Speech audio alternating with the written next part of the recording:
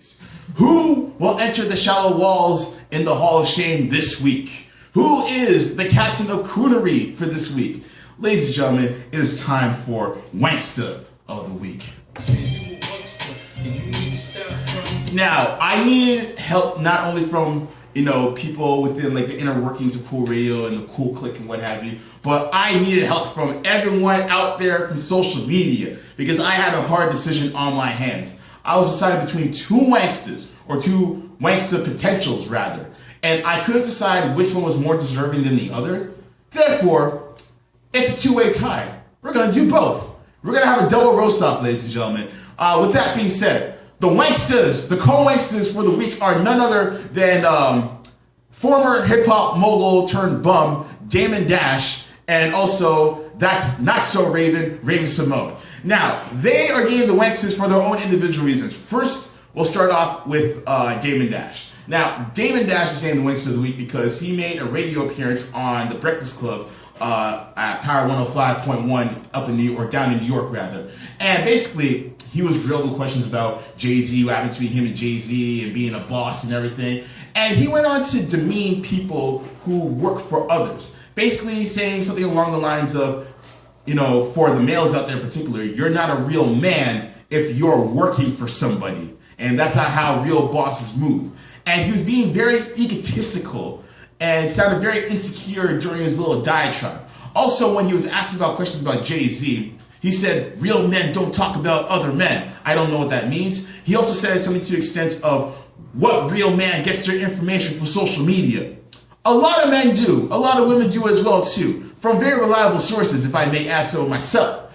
Now, he kept on going on and on about this tirade for about 40 or so minutes, and that was basically the theme of the interview. Now, Dame Dash, I'm gonna look into the camera as I say this. Dame Dash, you are a confused little boy. You don't know what's happening around you in the real world, and you are too ignorant to realize that everybody has a boss. If you are paying taxes in whichever country that you hail from, then you answer to somebody. Even as a CEO, you have to order to a board crew, all right? You have to answer to a director or board members, and they can actually take you out of your seat of presidency if they don't find that you're doing an adequate job to propel the company in the direction that they want you to be in.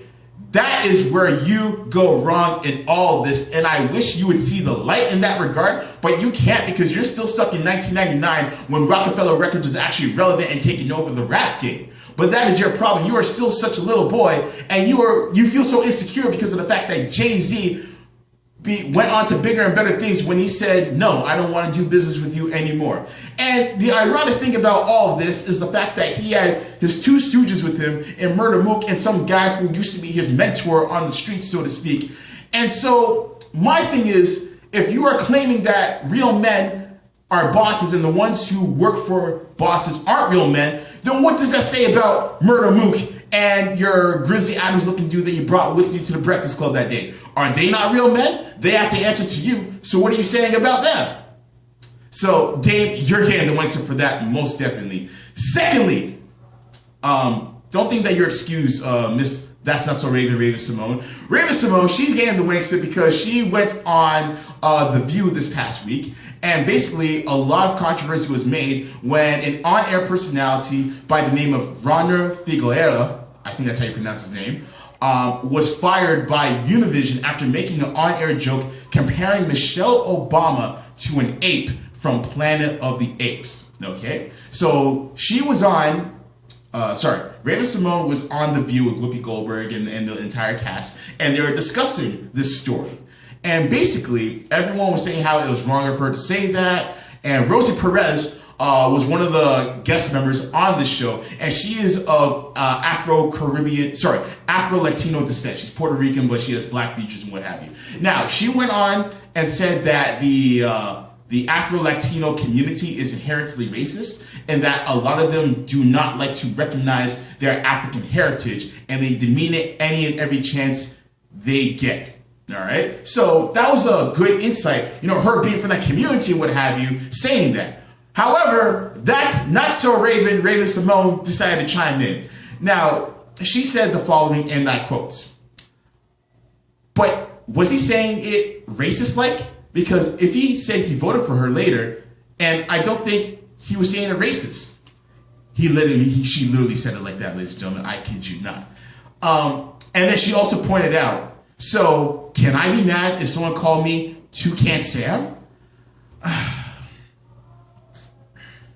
Raven, I know you're on this quote-unquote new black tip, but here's a tip for you. You being a black person, you should know that a black person being called an ape, a monkey, an orangutan, any type of primitive animal within the ape family is inherently racist. That is a term that has been used for centuries to demean black people based on our physical features such as our big lips and our big noses and what have you. So for you to almost, kind of give that other guy the cosign and say, oh, well, he wasn't racist because he said it. No, that was a racist remark. And then the guy later on went to say, oh, I'm not racist.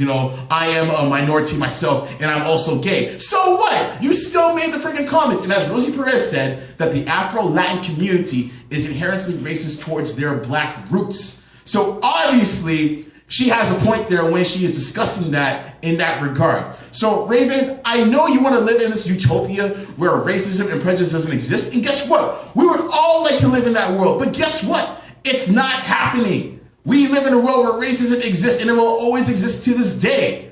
It's not going to die. It will only multiply. So for you to say, oh, he was a racist, maybe she kind of does look like an ape.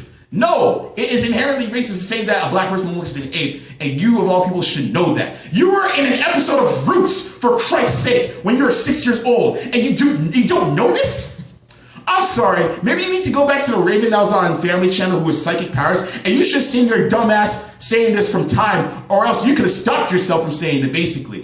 But I digress. Raven and Damon Dash, both of you guys are getting the Wanksta of the Week. Raven, you're getting the Wanksta for being racist to your own kind, and Damon Dash, you're getting the Wanksta for not being a boss at all. And I have nothing further to say to that. Do you guys deserve this Wanksta collectively? Of course! So on that note, I'm gonna drop that Wanksta one more time. I digress. Taya, what is your take on this? Oh my gosh. Oh no. Why did you ask me? No, I'm just kidding. It's like Dumb and Dumber. Like both topics are ridiculous. Right? Yeah, I understand where Raven's coming from. I don't. I really look. I understand that she's trying, like the utopia thing. Yeah. Like she's trying to live, and she's trying to promote a world of non-race, of no racism. She's trying to promote a world, but like you said, it still exists. And what he said, the comment he said was very racist. Very racist. This is what Raven was doing right here. You see what I'm trying to do right now? You see how I'm trying to grab that headphone right there? Yeah. You know what she was trying to do right there? She was reaching, okay? Yeah. She was reaching for some form of common sense, but she failed miserably. She got nothing out of it. Yeah, that's the thing. It's like you gotta, if you're gonna go for something, you gotta go with it fully. Like she should have.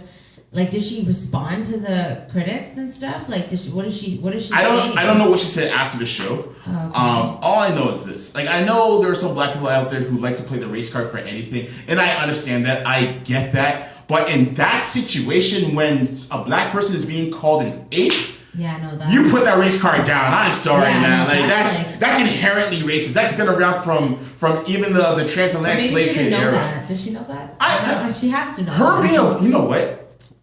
Does she know that does she know that it's not right to call a black person monkey or whatever, like apes and stuff? Like, does she know that? I'm gonna say this right now. She has to know that. I'm gonna say this right now. No disrespect to black Americans, but some of you guys need to do your education. I mean, 2 years ago, I did a Wanksta on Future for his dad not knowing who Emmett Till was, even though they were born and raised in the South, all right? And I feel like with a lot of Southern Americans in particular, ironically enough, the birthplace of where black slavery happened in America, a lot of them don't know about that. And I don't know where Raven's from within the United States, but her being a black American, she needs to know this stuff. She doesn't have to be the next political activist, but you at least need to be aware. You need to be aware. Be aware of this stuff. I mean, mind you, I'm a black Canadian, all right? The black Canadian experience and the black American experience, two different things. We didn't go through the whole slavery. We didn't build this country on slavery. Unless if you're migrating from the south to St. John's or Halifax or East Preston, where you're a runaway slave in that regard. But beyond that, we didn't build our backs on slavery. Blacks didn't really come into this country as a large number of people until the 60s and the 70s, when a lot of our parents immigrated from like Ghana, Nigeria, Trinidad, Jamaica, etc., etc. A lot of the Canadians, a lot of us, like people within our 20s and what have you, we're for the most part first generation Canadians. So we're more tied to our roots than the black Americans are. But because of that, I feel like, and because of all the things that are happening in America right now, the things that happened back then or what have you, it's their responsibility as individuals to know about this stuff. No, exactly. And don't be willfully ignorant. Yeah. Especially when you are a minority in that country. Yeah, definitely. Look how they're treating Obama. They're asking him to release his birth certificate to prove that he's American. When you're questioning the president of the United States for something like that, then you know that's something that the system is systematically racist. Yeah, yeah.